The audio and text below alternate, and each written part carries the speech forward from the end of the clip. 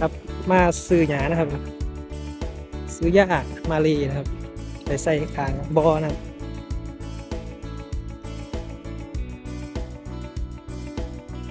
ย่างจักแผ่นครับจัก10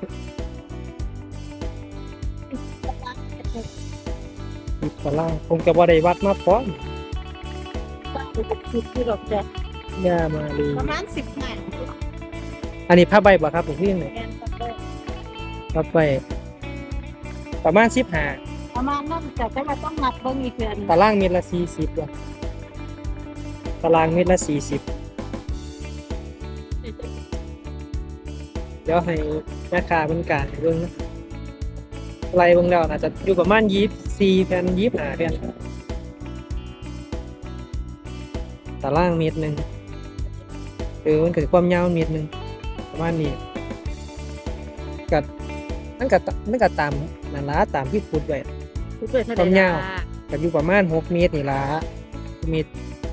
บ่ได้เกิน ส นี้ รุปแล้วเอาตั้งเท่าไหร่ มันก็ต้อง24แผ่น 12